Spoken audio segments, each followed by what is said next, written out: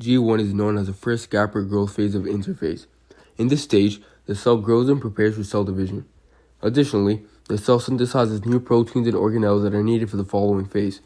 At the end of G1, the cell undergoes a checkpoint that determines whether it will proceed within the cell cycle or enter a dormant state, known as G0, where it has lost the ability to divide.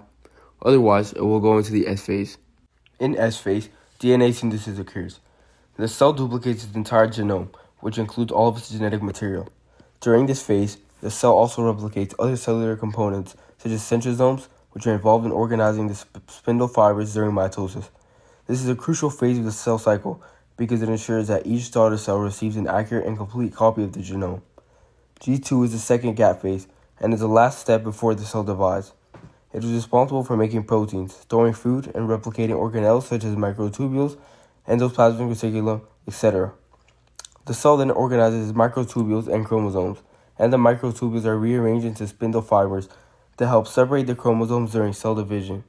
The end of the G2 phase is the G2 checkpoint, which ensures that DNA replication is complete and that there are no damages or errors in the DNA.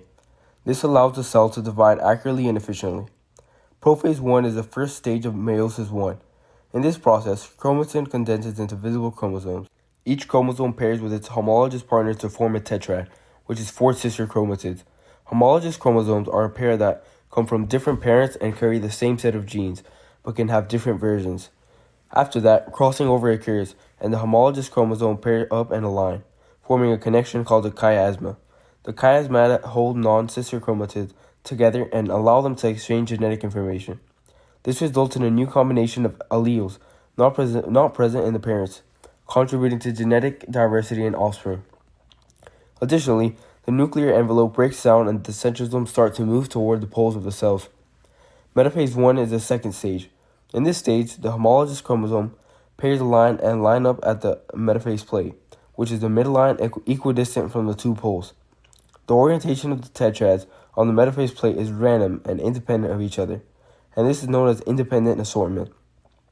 Spindle fibers are composed of microtubules, which are long, thin, tube-like structures that radiate out from the spindle poles. The spindle fibers then attach to the chromosomes and begin to pull the tetrads towards opposite poles of the cell. Attached to the spindle fibers are kinetochores, which are structures on the centromeres that serve as attachment sites for the spindle fiber microtubules. Anaphase 1 is the third stage, where the homologous chromosome pairs are separated and brought to opposite ends of the cell. The non-kinetochore microtubules lengthen and cause the cell to elongate as it pushes the poles farther apart. The kinetochore microtubules shorten, causing the duplicated chromosomes to be pulled to opposite ends of the cell. The separation is caused by the breaking of chiasmata, which ensures that each daughter cell receives a complete set of chromosomes with a unique combination of alleles. During telophase 1, the separated chromosomes at opposite ends begin to decondense. At each pole, a complete set of chromosomes is formed, with each chromosome consisting of 2 sister chromatids. The nuclear envelope reforms around each set of new chromosomes, creating 2 new nuclei. The cell then goes into cytokinesis, where the cell membrane begins to pinch in at the center of the cell. The formation of the cleavage furrow in the middle is driven by a contractile ring made up of actin and myosin microfilaments. The cleavage furrow gradually deepens, eventually dividing into cytoplasm at the cell into 2 separate daughter cells. Cells do not undergo the cell cycle between meiosis 1 and 2, and instead follow from cytokinesis 1 to prophase 2. Prophase 2 is the first stage of the second meiotic division.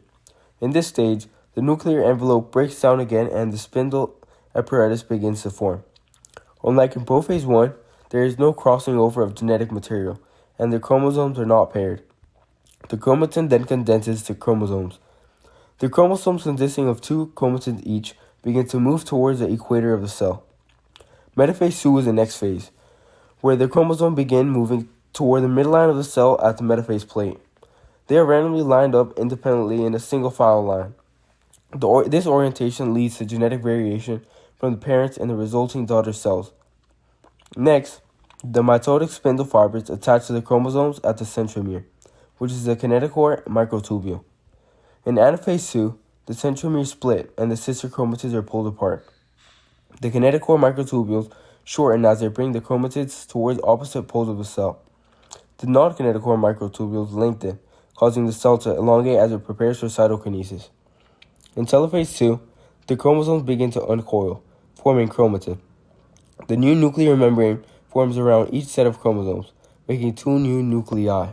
The pressure on the cell membrane and the ring of actin microfilaments triggers cytokinesis. A division along the equator of the cell, known as the cleavage furrow, starts to form, and eventually pinches off the cell into 4 separate daughter cells. In oogenesis, the diploid cell goes through all the steps of the cell cycle, and is then divided into 2 cells. The division of the nucleus is divided equally, but the cytoplasm is not.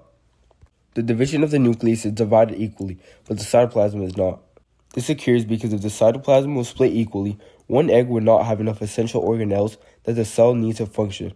However, in spermatogenesis, both cells are divided equally for all steps. At the end of oogenesis, you will only have one viable egg cell that can be used and fertilized and 3 polar bodies. The difference is that at the end of spermatogenesis, 4 viable sperm cells are created. The result of meiosis is the production of 4 haploid daughter cells, each containing half the number of chromosomes as the parent cell. These cells are genetically diverse gametes and are either sperm or egg cells. The purpose of this process is to create new combinations of genetic information and genetic diversity in offspring.